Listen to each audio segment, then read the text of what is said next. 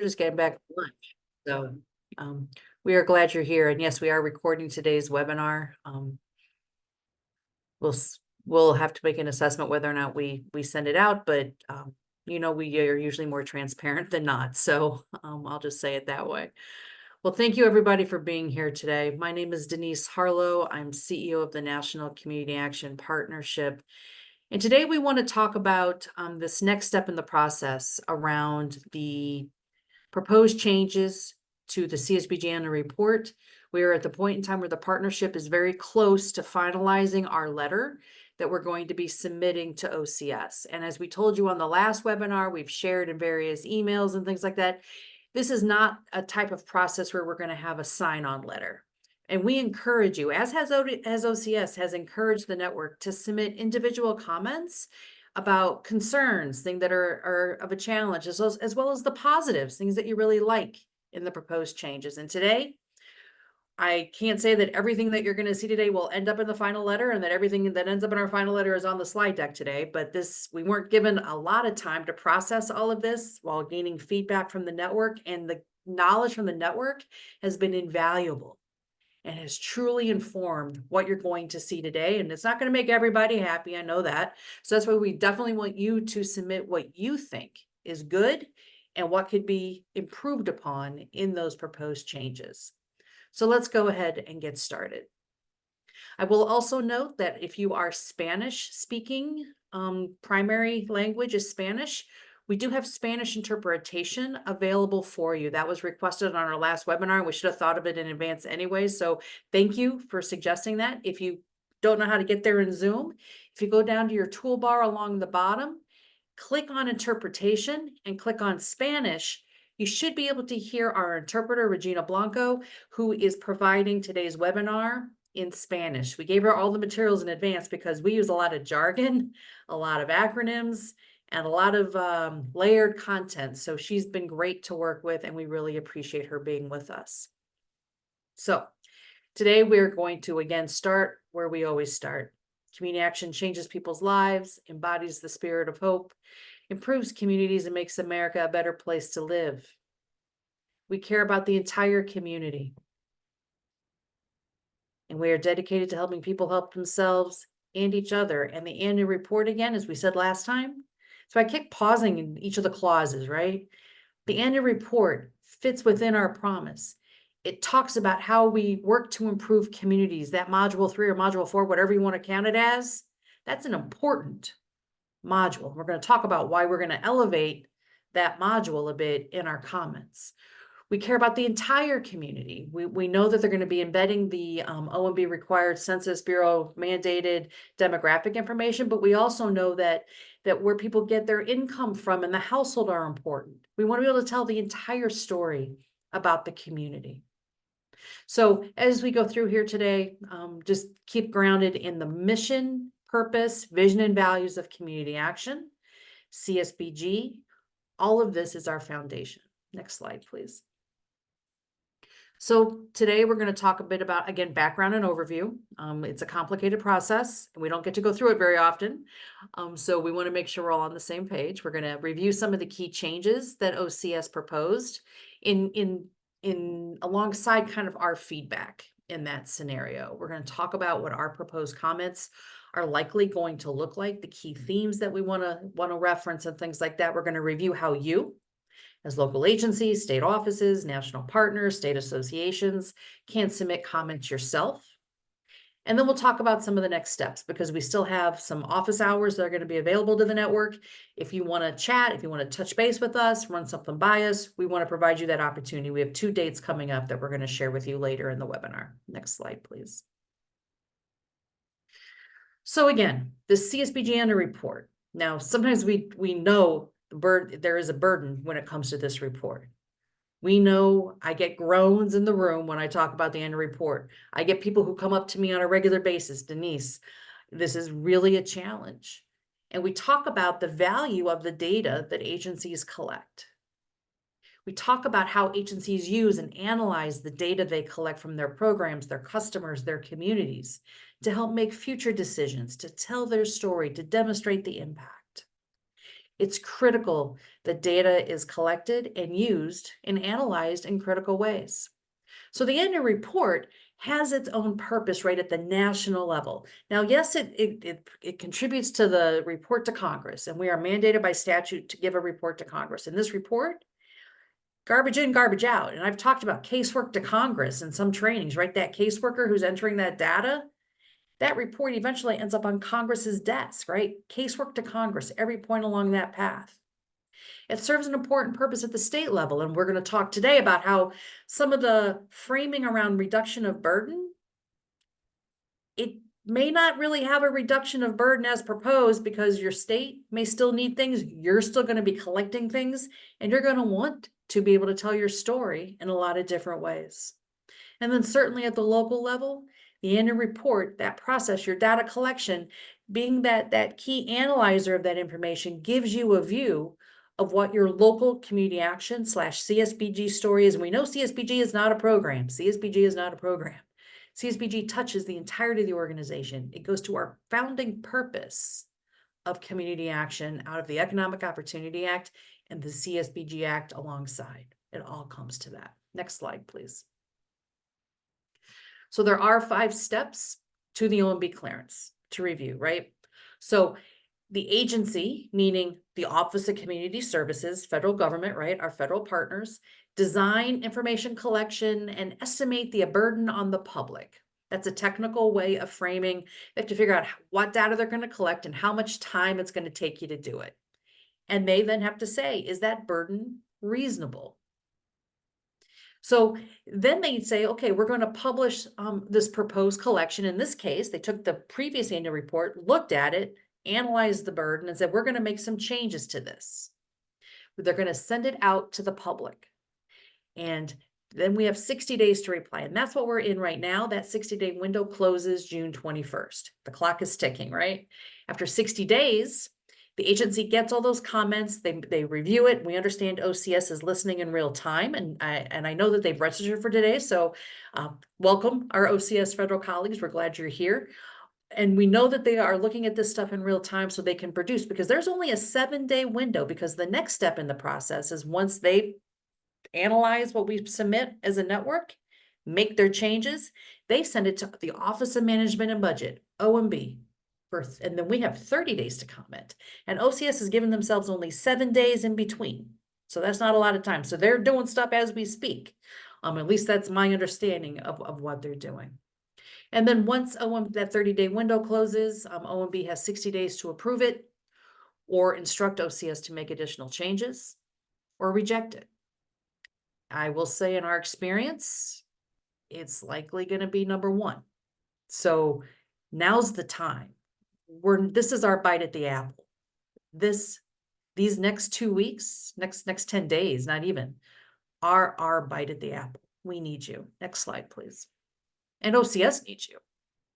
So again, the current CSBG annual report, all that the old IS report, which became the annual report, that permission to collect that information from you ends June 2024. Now, we all know, right? We're collecting our information, and then we have to report and get it to our state office, and they have to submit to OCS in March of next year.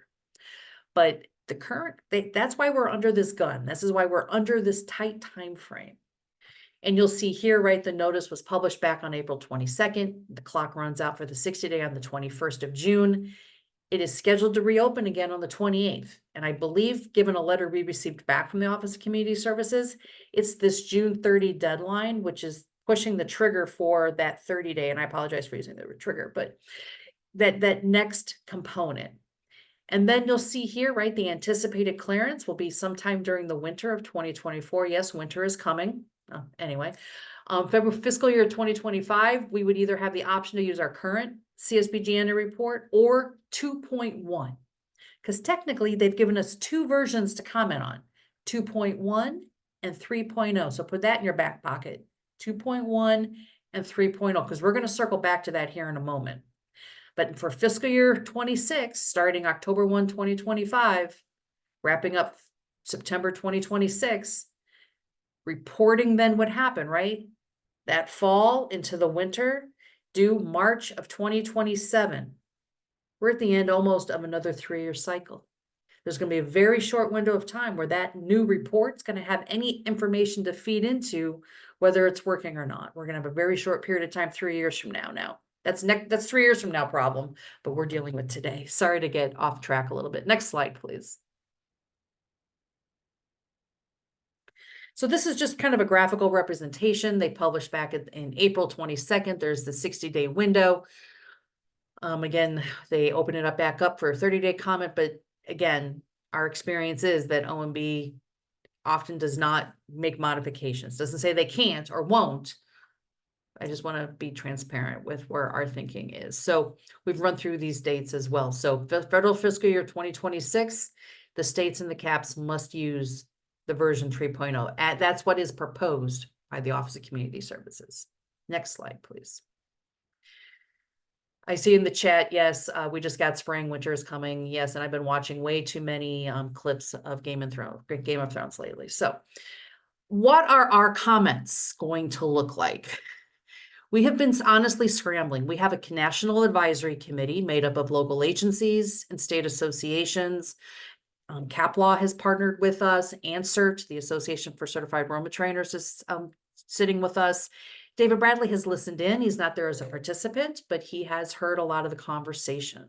And so we've been doing webinars. We've been talking about this in the field. So we're not doing this in isolation, but we've tried to feed this all into the blender. And let's show you what's kind of come out the other side. We're going to frame our conversation today in the 4 areas where we plan on making comment. Now, we have submitted, as I said last time, a letter to OCS with alongside CAP Law, NASCASP, and ANCERT saying, historically, the process looked a lot different. Back under when we did Roman, the last time there was a big overhaul of this process, the network was engaged prior to the submission of the 60-day comment window. And we're deeply concerned about that process. Not sure we can change it at this point, but we are going to put that information into writing again. We're going to then take these 3 areas, which is what OMB is asking for. So OMB is asking for, is data collection necessary to achieve the goals of the CSBG Act? So that is yes, but yes, and they also ask, is the burden appropriate? Is the quality of the data being collected reflective of what we need it to be? And is the data collection process clear enough? Is there enough clarity there that we actually understand what we're collecting and what the story will be on the other side? Okay. Next slide, please. And we'll pause for questions, period. So just want to give folks a chance to, but let's get through a few things. So I'm going to tackle this first piece on process a bit, and then I'm going to turn it over to Mary Beth Schneber-Remrev on our team, who's going to walk through a number of the other elements. And I know we've put this into a letter into OCS in terms of our concerns about the process.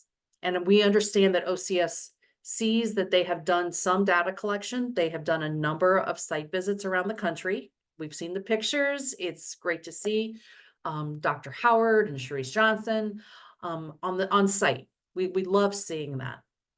We know that there have been some conversations on those site visits. It's not clear to us how formalized that was in terms of seeking input distinct to the annual report on a broad basis. We know that there's often conversations, there's review of report data and other network engagements. I get those conversations frequently as well. But from our viewpoint, there was not a specific effort to gather and consult the network about the improvements, because the knowledge on how to do this is best. There are so many experts in this network about how to do this. You live in the weeds. Some of you around the table here today, you understand this stuff detail by detail. You know how it plays out. You know how hard it is to data enter it. You know where the solutions sit.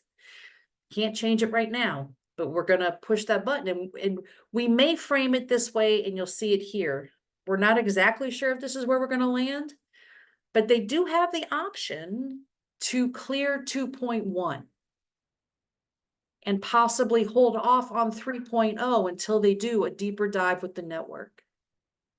Because we all agree the burden is too great. Let me be clear, we all agree the burden is too great. But we know the solutions to that and the fixes to that sit within the network. So we may be urging that is an option that we're considering, and I just wanted to be transparent with the network. And I know if OCS is on here as well today, the ability to clear 2.1 and then engage. Now there is also the option they could do 2.1 and work to do 3.0 a year and a half from now and do another 60-day. My experience with the federal government though, right, that would be a whole nother layered process. Will they do that? I don't know, right?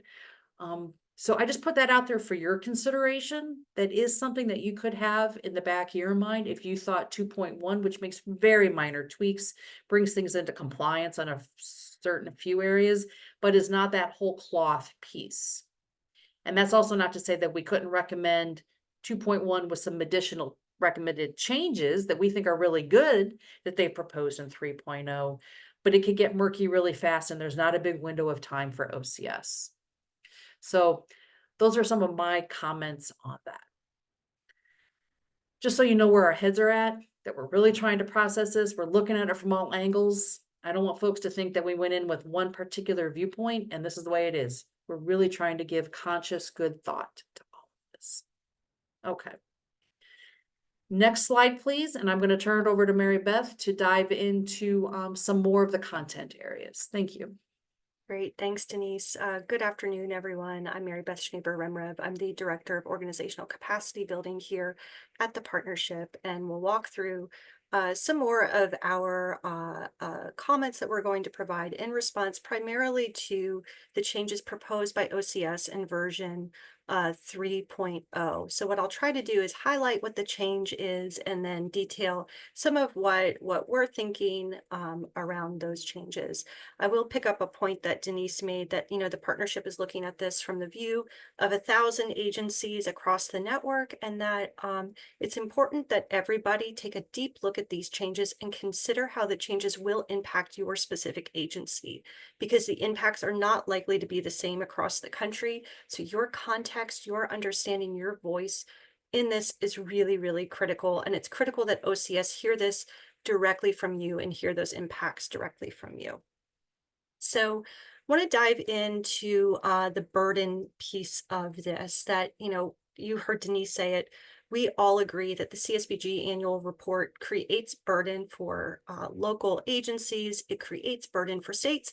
It even creates burden at the national and federal levels. And so we have to do something about that, right? We have to do something that addresses that burden. And OCS has put forward a number of revisions that they feel will, alleviate some burden. And so, but it's important to name at the front end of this that any change creates immediate burden for the Community Action Network, right? Because you're going to have to change your data systems. You might have to be changing your reporting approaches. Your training systems in and of themselves might also need to change as the report itself changes. And so we have to recognize and name that burden and think intentionally about ways that we can mitigate that burden for the network. So one of our very first recommendations is that, OCS collaborate with the Community Action Network to ensure that we have good supports, training, and resources to help with that transition. At whatever point a new report is put into place, we will need that level of training support and ongoing training and support that is accessible at that local level and at that state level. OCS also proposed to change the flow of the CSBG annual report in version 3.0. They basically, what they're seeking to do is to swap the individual and family level, which is currently module 4, and make that into module 3. And then take module 3, which is currently where you report your community level work, and turn that into module 4. And we've heard that OCS thinks that this better reflects kind of the flow of the work of community action. However, I want to note that this does create some burden for the Community Action Network and for the state networks as well. It requires system changes. And we've heard from several of you that, gosh, I just got folks to understand that Module 3 is where we talk about community and Module 4 is where we talk about families. And this is just going to upend a lot of training and effort that we've put in already. And so kind of recognizing that, recognizing where the network is, we're not sure that this change, that juice is worth the squeeze, if you will. So we would recommend that OCS just maintain the current reporting structure to alleviate some of that immediate burden that agencies and states would experience. So keep Module 3 community level, keep Module 4 as individual and family level. OCS also has detailed that they with the proposed changes that they would see everybody reporting on the same consistent federal fiscal year. A federal fiscal year, for those of you who are unfamiliar, runs from October until September of a year. There are a number of states who already collect their data on a federal fiscal year that run from October through September. But there are also a number of states who are not collecting data in that way. And so their agencies are not collecting and reporting data in that way. So with this proposed change to move to the federal fiscal year, there will be some burden for those states who are not currently reporting on the federal fiscal year to have to make that switch. Now, we agree that reporting on a consistent period will help to improve the quality of the national story and the report that goes to Congress. But we just need to recognize that the burden here is not going to be equal across all of the states. And we need to think about, and we encourage OCS to think about how to best support those states and agencies who are going to be impacted by that federal fiscal year change. Couple other points on burden to lift up for everybody. And guys, as we're talking, if you have questions, you can put them in the chat. If you prefer, you can put it in Q&A. You can ask us anonymous questions. We're happy to take those as well. But put your questions in as we're going here. So in relation to burden, OCS has proposed pretty extensive consolidation of data points. And they say that one of the reasons that they've done that is to help to reduce burden. However, NCAP does not necessarily agree that the reduction of data points will actually decrease burden. And in some cases, we think it might actually increase burden on the local network. So for instance, we want to dive into the fact that the CSBG annual report in and of itself has always been a menu of reporting options. And that's that, no agency is typically reporting. I've never seen an agency report on every single data point within the CSBG annual report. Rather, you are doing work as directed by your communities and your board and from your community assessment. You're doing that work and then you're selecting which of the indicators and services best match what you are already doing, right? What outcomes are you going to report? What services are you going to report within the annual report? But your work is your work. And so reducing data points might actually not reduce burden because you're still going to be doing the same level of work. You're still going to be reporting that work. And in some ways, it might get a little bit more complicated when you're trying to do your reporting if the indicators or the outcomes or the family national performance indicators that you might hear us talk about are not really reflective of the work that you are doing. So we don't see that eliminating services and indicators is likely to significantly reduce the reporting burden. But we do think that it will also compromise some of the quality and the comprehensiveness of the report. We want to ensure that ultimately what goes to Congress is reflective of the work that community action agencies do, and that the report is reflective of the approach of community action agencies, right? That when you look at our reporting structure in and of itself, that you see that it is a community action report. And so another point that we've heard several times from OCS is that, they see that this report, the CSBG annual report, represents the ceiling of what would be reported federally up to the federal government. And it has said many times that CAAs will likely need to continue to collect additional data at the local levels. But, you know, again, we recognize that you all are doing the work. You're going to continue to do the work that you're doing. And so, uh, you may then have to be creating your own custom indicators. States might have to be creating their own custom indicators. And so the truth of the matter is that the burden is not alleviated. Rather, it is shifted to the state and to the local level to create custom indicators to reflect the work that you're doing. We've heard from several states as well that there are data points that are required at a state level that they intend to continue to collect regardless of you know, what goes into version 3.0. And so because of that, we're seeing that some of the burden really is not going to be alleviated. Rather, it is going to be shifted to the local level. Um, and so, you know, one of the questions was posed by OCS in you know, in trying to get feedback is, you know, how they did with estimating the burden on community action agencies and on respondents, essentially. And we believe that OCS has actually overestimated the burden reduction that is created by their proposed changes. Because, as I said, reducing data points doesn't necessarily reduce burden. And actually, in some ways, it can even increase burden because, again, you're doing the same level of work and you're trying to fit that work into a smaller number of indicators. And when you do that, when you're trying to do that, you have to deduplicate the number of people that you are reporting. And that duplication is actually where a lot of the burden lies. And so requiring further deduplication can create additional burden at the local level. Denise, I've come to the end of the burden section. I want to check in with you and see Yeah. what else do you want to add? Right, I just want to amplify a couple things, right? Changing the order from module 3 and moving it to module 4, moving module 4 to module 3. It's an unnecessary switch just to keep things in numbered order. I don't understand the necessity to do that. And I think it's just going to cause an undue burden for a lot of systems.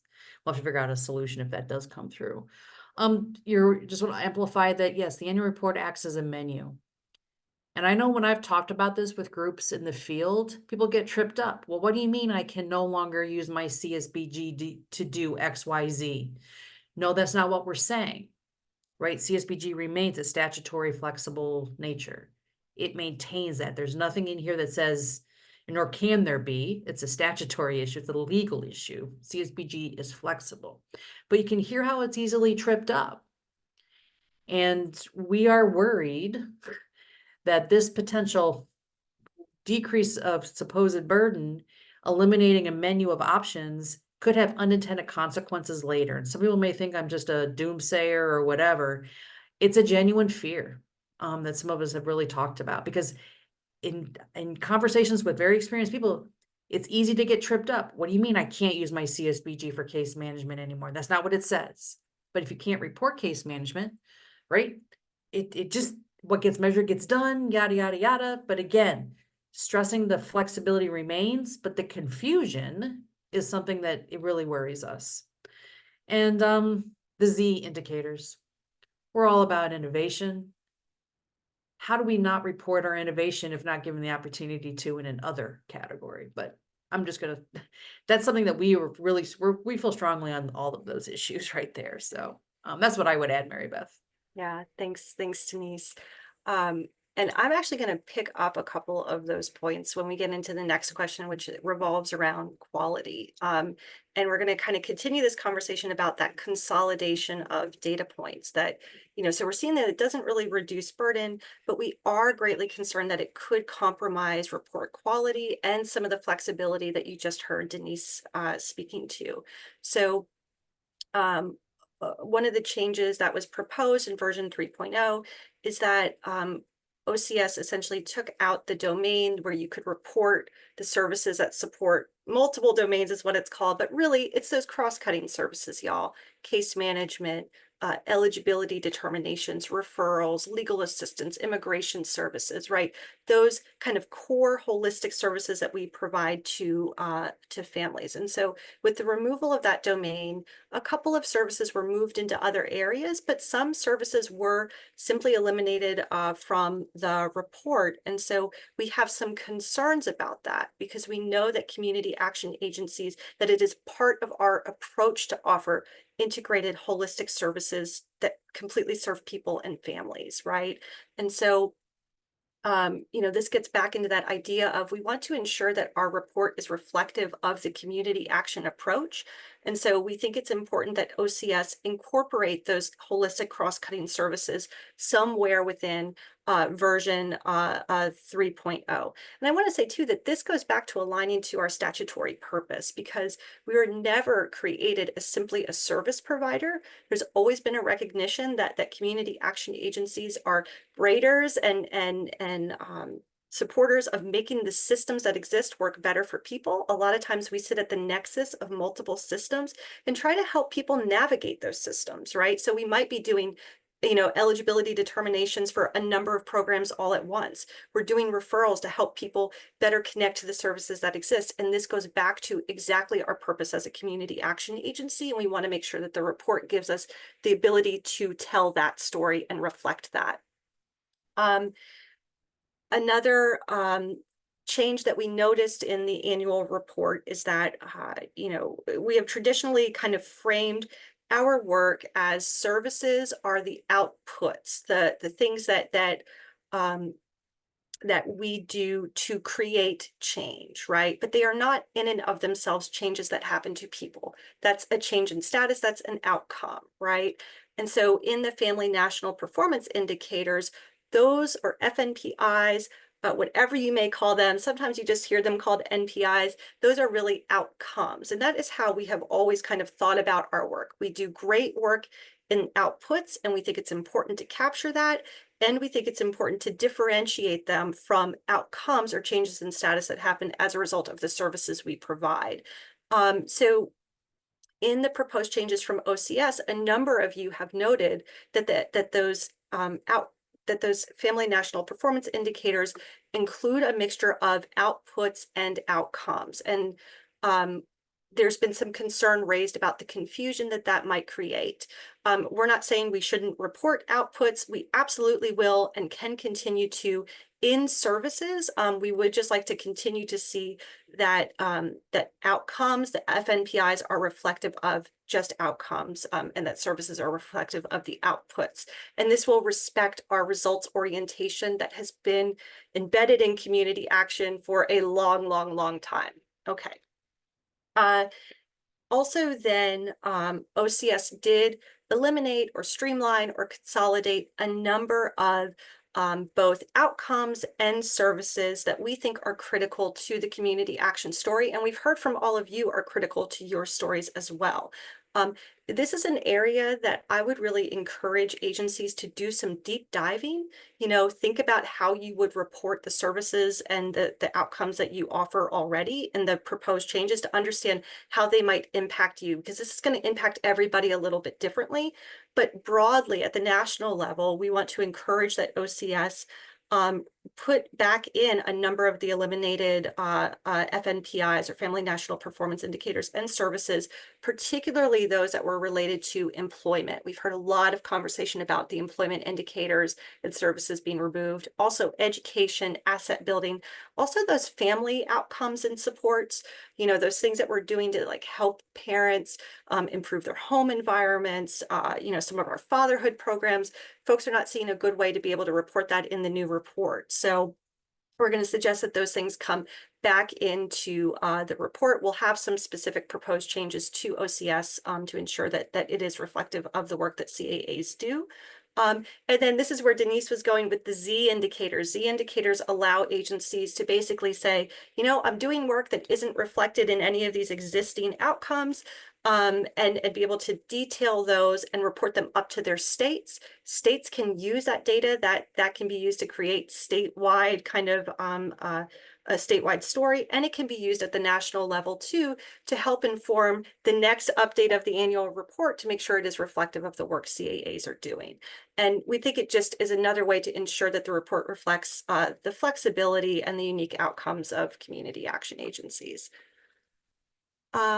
I think I have one more slide about quality that I want to talk to y'all about, or I actually have two, excuse me.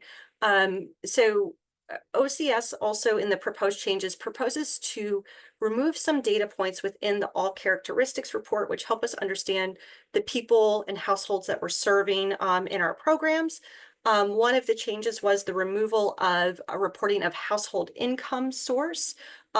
This data point we know is critical to being able to debunk some myths about who we serve. I'll tell you, when I worked at a local level, I used the data from this data point to help tell the story that a lot of the people that my agency served worked. It also helped us to make good decisions about policy, about program policy. So this data point is really important at the local level, it's important at the state level, and it's important to that national story to be able to tell who we are serving um, in our programs. Um, so we would recommend that OCS include that in the report. Here's the other thing is eliminating this data point really doesn't change burden because you're already collecting the data anyway. You're likely already putting it into a system. So just not reporting it within this report doesn't necessarily reduce burden and may impact quality. And then also there was a section of the report in the all characteristics section where we could say, here are programs that we are unable to deduplicate for whatever reason. Common programs that go there are things like domestic violence programs, maybe transportation programs, where you're not getting individual characteristics, maybe you're not getting individual social security numbers or however you identify folks to be able to deduplicate. This is a way for us to say, look, you see all of this great detail, and there's an additional piece to our story that you need to understand about our agency and additional impacts that we want to make sure are reflected. We want to ensure that that's included in version 3.0. Also do want to flag that there are several really positive changes too within the annual report that's proposed by OCS in version 3.0. One of those changes is OCS has included a section on concrete supports within the services that reflect those stabilizing services that we know that CAAs provide every single day. We are pleased to see this inclusion within the CSBG annual report because it's reflective of the work that we do. Also want to flag that the new report has a new domain. They've created a transportation domain that will include a number of reportable services related to transportation for individuals and families. And we appreciate that this elevates and recognizes the critical transportation work that CAAs do across the country.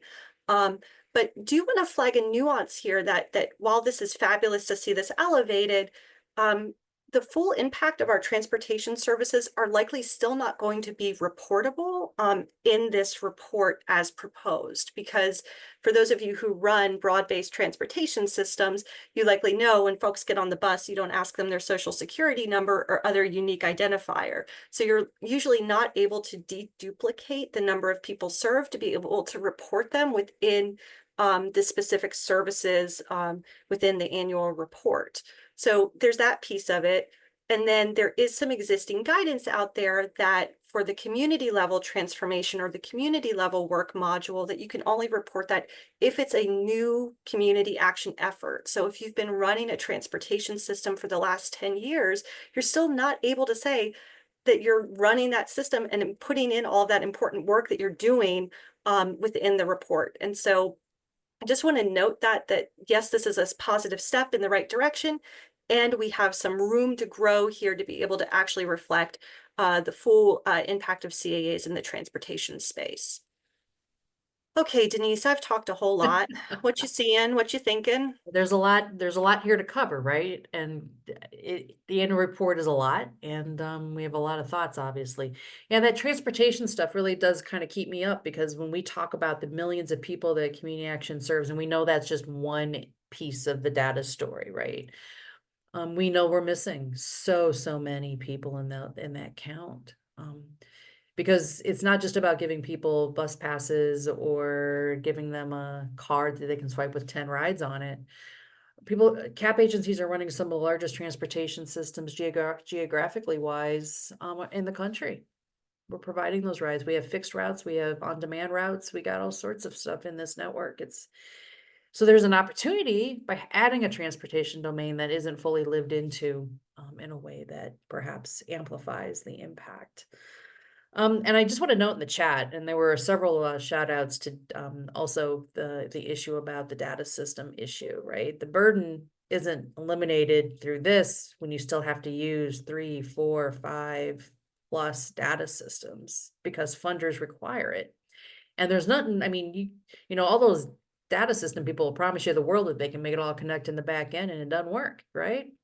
You've spent so much money as a network in this space. So I just want to recognize that that is a real issue. So thank you for elevating that. I think it's real and recommend that you would include that in your comments to OCS, that the reduction of burden isn't going to be seen through this mechanism. Perhaps it would be seen perhaps in a different. I see another shout out. Yep, there it is a nationwide issue, I believe.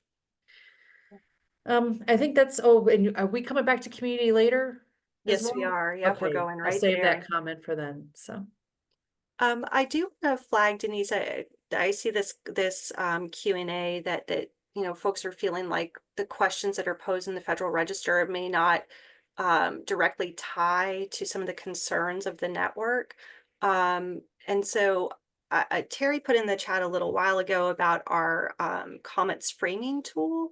And I would encourage you to check that out. We'll talk a little bit more about comments in just a little bit, but I didn't want to not acknowledge your question. Want to encourage you to check that out because we've tried to do some of the framing for you to connect some of these common concerns back to the OCS questions. And we'll talk a little bit more about that. All right. I am going to move us ahead then to talk about clarity and pick up the point from Denise about community level work. So one of the items that we see in the proposed report is that OCS, as we said, has moved module 3, community level transformation, to module 4, which is which would now be community level transformation in the proposed report. If you're confused, sorry, it's a little confusing. But essentially the community level module is framed as optional in the report.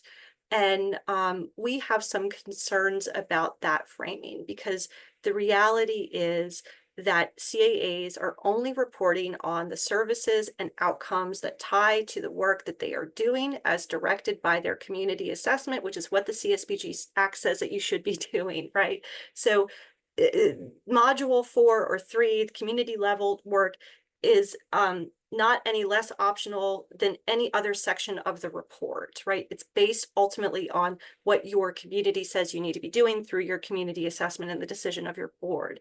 And so we're concerned that that optional framing somehow denotes that community level work is not a required component of a community action agency strategy.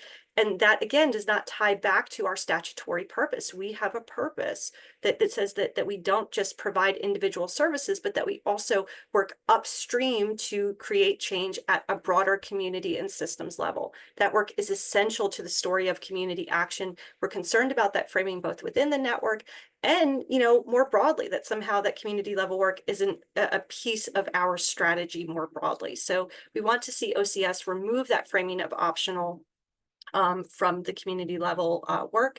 And then another key element of this is what we were just talking about, that the community level module, since it's, since this new report, has not allowed us to report on those ongoing community level efforts that we know that you all are doing, right? If you're running a longstanding housing program, you're running, or affordable housing, you're running the longstanding transportation system, the senior congregate site, the community centers, right? You guys know you're not able to clearly report a lot of those within the annual report. And so we're missing a big piece of the picture of the work that CAAs do in communities. So we want to ask OCS to consider updating its guidance to allow us to report on ongoing community action initiatives within the community level module, wherever it ends up in the final report. And then one last thing that we want to flag for the group before we go into some deeper questions is OCS did provide a new document called a services to outcome plan in their proposed changes. And essentially what it does is it maps what service would create which outcome. A lot of you do this at the local level. And we'll probably find some of that framing helpful as you're thinking about, how do I link different services to different outcomes? Um, there are, we do have some questions about it because essentially the services to outcome plan only shows one service in relation to one outcome, which, guys, we all know those relationships are just not that simple. A lot of times it takes many services to get to one outcome. In other cases, one service can be the thing that propels a family forward to achieve many outcomes. And so we feel like there's some deeper discussion that's needed on the services to outcome plan. And we need some additional clarity on if the thinking is that in order to report these outcomes that you must show that those specific mapped services have been completed. So we need additional detail to be able to fully weigh the services to outcome plan and provide good feedback to OCS. Okay, so those are high level, some of the comments that NCAP is planning to make. Denise, what else do you want to highlight about clarity or anything else that I've shared? And I think you hit the high points. It's just the community stuff is a little ironic because we are community action. And we've mentioned to OCS a number of times over the years since Module 3 was created, we need training, we need training, we need to talk about it, we need to lean in, because we know that tool is underutilized, and there would have been a chance here for really real improvements to that tool. Had there been time and conversation, but that's neither here nor there. But that's what I would add to that component as well. I saw in one of the questions about burden. So if you're not checking the Q&A window, you may not want to ask a question in the Q&A window. You may want to go to the Q&A window because you can view the questions, I believe, and the answers, because we're answering some of those in writing on there, one of which is about the burden. And they do specify in the clearance language in the report that got pushed out, right? The estimated burden of the current CSBG annual report and what they think the burden will be on the new proposed annual report. It's been our experience that those estimates aren't always as accurate. So you may want to check that.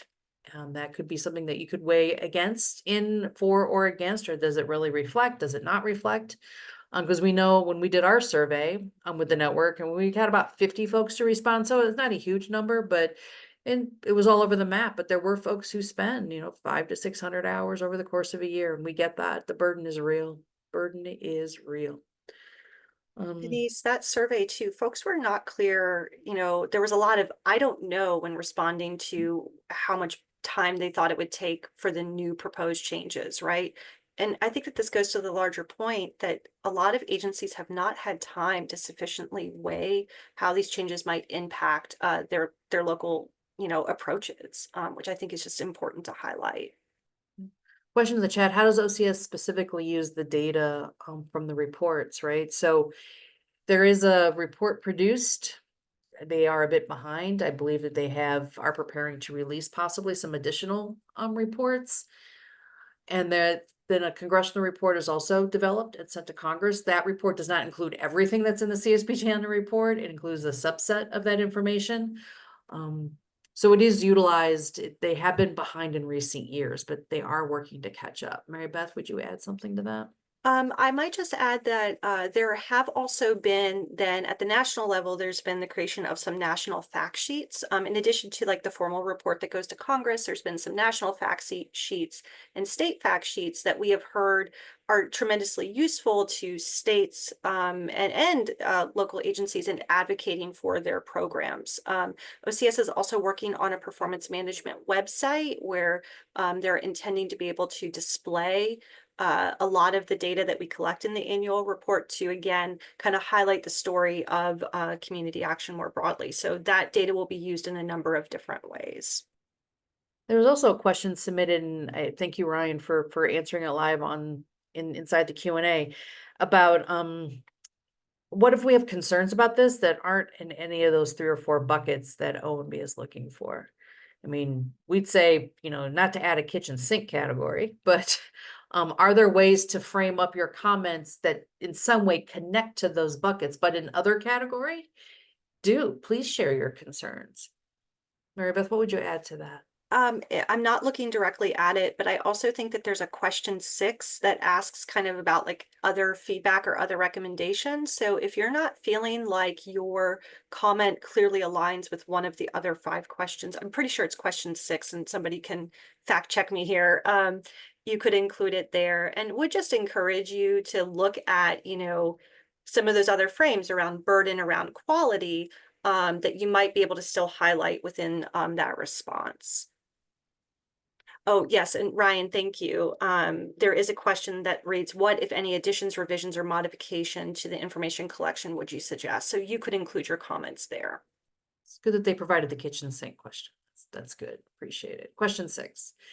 And I see the comment, if we frame all of the NPIs within the context of the national theory of change, always nice to see the theory of change be referenced. It is a real and existing tool. Most of the, FNPIs address goal number 1, right? But that community level national performance indicators really go toward 2. And you're right. That means it is not optional for the Community Action Network to be doing this work. Now, the annual report's a menu of options. So some reframing out about module 3 and module 4, and please just keep it module 3. Don't make us renumber it, but we'll figure it out.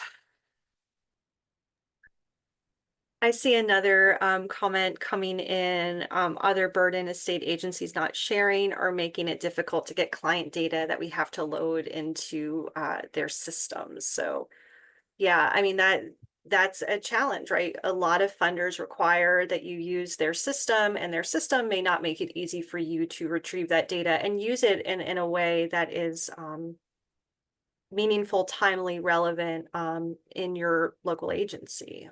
That is definitely a major challenge that we hear. See the comment in the chat about major staff turnover? So the burden is much higher. Yes, and yes. And that's kind of also where we're looking ahead, right? Part of our job at the partnership is to look at the horizon to figure out where we're going to be 3 to 5 years from now. And you're all doing that in your local communities. And that's why we're pushing on some of these things really hard, because we're going to be living with this document, whatever gets cleared, for 3 years at least, if not longer, right? Because the last couple of times they've had to go through these clearances, they made a few minor tweaks and it cleared because there weren't robust changes at all. So we're going to have to live with this. So the staff turnover, and so when I got to the what gets measured gets done. And what do you mean I can't use my CSBG for this? No, you can use your CSBG. All that turnover stuff is what sits in my brain in terms of the fear factor, and not to freak people, but that's the reality, right? And you're having to deal with that with training and understanding. You just got people to figure out what the NPIs were. That person leaves, you got somebody else coming in. It's a real issue. We just want to feel your pain a bit on that, I guess. Denise, there's another comment that came in about, trying to wrap this person's trying to wrap their mind around the shift in timing and how that might impact the CSBG cycle. And I think you're probably referring to the reporting on the federal fiscal year. And that is that, if your state continues with, a calendar year for program administration, which they can do, they don't have to change their contract administration, right, to report on the federal fiscal year. But that adds a layer of complexity, right? If I've got kind of one period for my contract, one period for my reporting, and then I have like all of my own, maybe you have your own agency fiscal year, it gets a lot to juggle. It does become a lot to juggle, and just want to acknowledge that you're in good company here, friend, to talk about some of those struggles. Another question in relation to burden: have the national partners been able to venture a guess, an educated guess on the total cost of the network to be able to update the data or training systems, website, updated printed materials? We did have a conversation in one group that some individual local agencies and state or state stations, the last time we went through this under Roma Next Gen years ago, there was a process because we had time to do that level of analysis. And it was significant.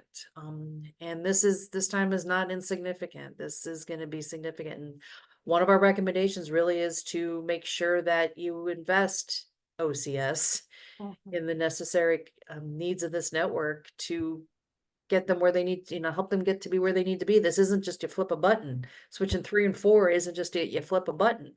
You may have to find some workarounds for that, but we don't have it. There just hasn't been the time. We think it's going to be real though. And the state may still ask you to collect a lot of the information that doesn't even go into the annual report, right? For a while, we'll see how long that will go, things turn over and all that sort of thing, but all that data gets used for a variety of purposes. I wish I had a better answer for you.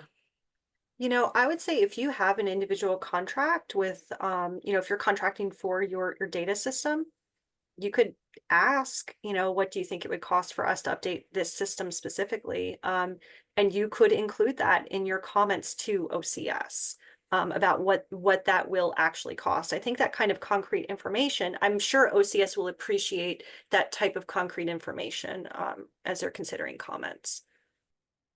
And that is the more concrete and more real and more specific it can be, the better. I mean, I can talk in hyperbole all day long, but as much as we can get specific about the issues is so, because that's what they need too, right? They have their limitations. They are up against a wall in terms of time frame, which means we are all up against this wall on a time frame. So yeah.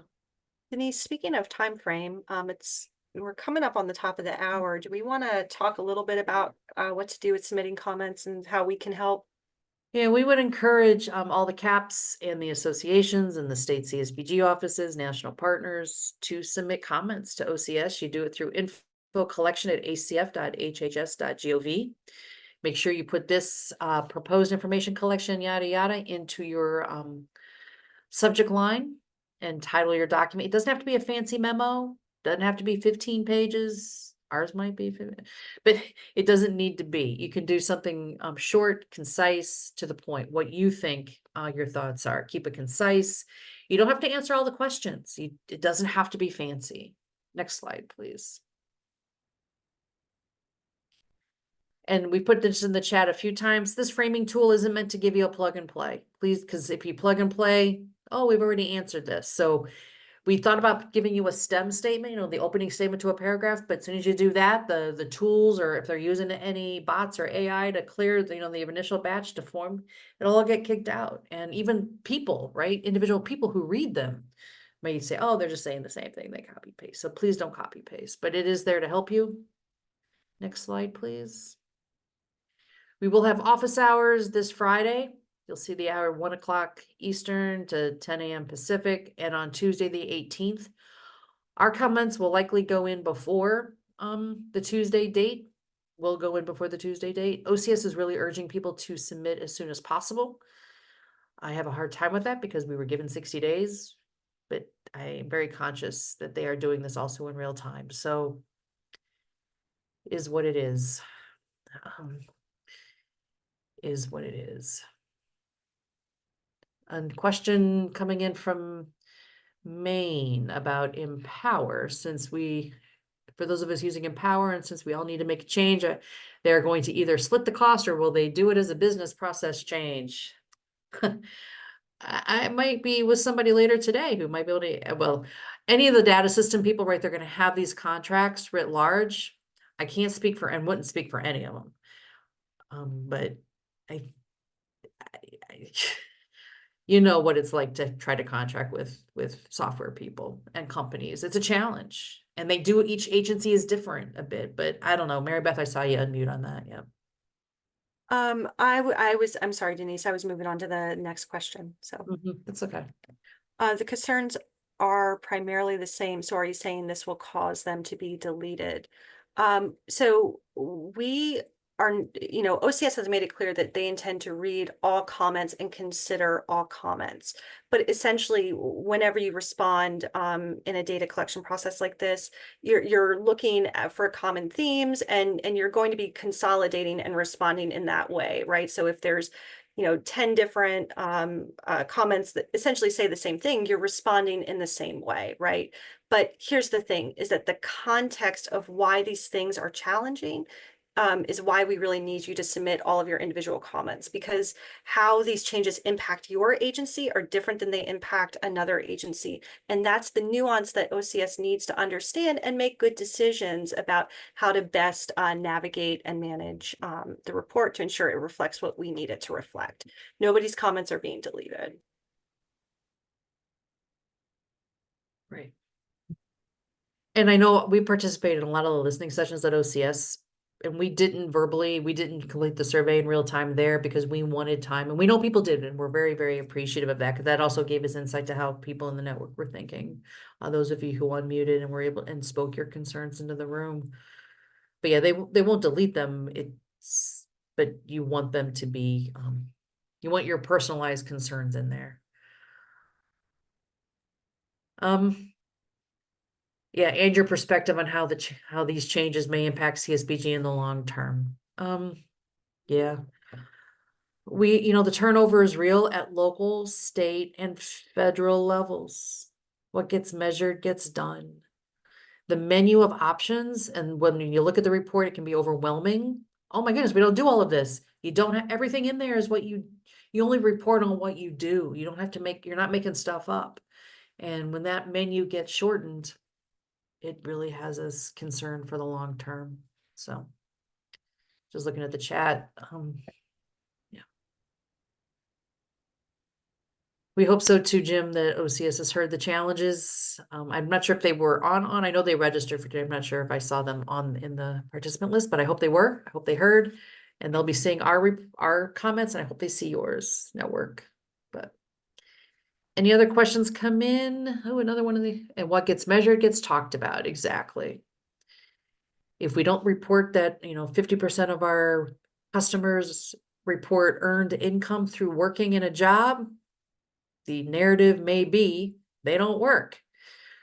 It's that anyway, but for some people, but we have the data when we can say X percentage of our network demonstrates through this data point, this quantitative data point, that they report earned income through work.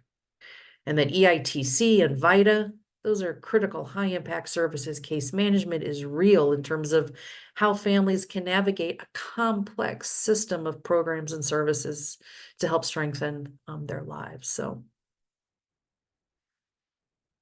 yep, and if we don't have community level data, we look like a direct service program, and CSBG is not a program. CSBG is not a program. CSBG. Oh, wait, no, that's Beetlejuice. Never mind. Okay. All right. It is late in the day for me, probably for many of you. I know on the West Coast, you're just, you're revving up for the rest of your afternoon. Anything else, Mary Beth? I guess those on the West Coast, you could start writing your comments now since you have a whole afternoon left. I'll just reiterate that we have those office hours available to you. But also, guys, if you can't make it to the office hours and you have a question, email us. Email us at the CSBG at communityactionpartnership.com. Email anyone on the team. We are happy to talk with you about the changes, help you think through how you might want to frame a comment. We're here in support of you. So reach out. We'd love to hear from you. Thanks, everybody. Thanks for the love in the chat. We appreciate all of you. And the format, it'll be kind of a web meeting format, video chat like this. So you'll be unmuted. You'll be able to chat live and in person with people. So, and don't feel like you have to be there right at the top of the hour. We'll keep the office hours open for the whole hour. So if you can only join for the last 15 minutes and you have a specific question, you can join whenever is good for you within that hour. we are recording today. I see that right. And we'll definitely get the slide deck out to folks, and then we'll see where we end up with the recording. Make sure we didn't say too much out of school, that sort of thing. And, but again, please, please, please, let us know if we can be helpful. If you submit comments too, love to see a copy. Send them along, CSBG at communityactionpartnership.com. That mailbox has been around for a while and it fills up with new stuff all the time. So thank you for all you do, everybody. Big huggy heart. Happy Pride Month. Onward. Thanks, everybody. Bye-bye.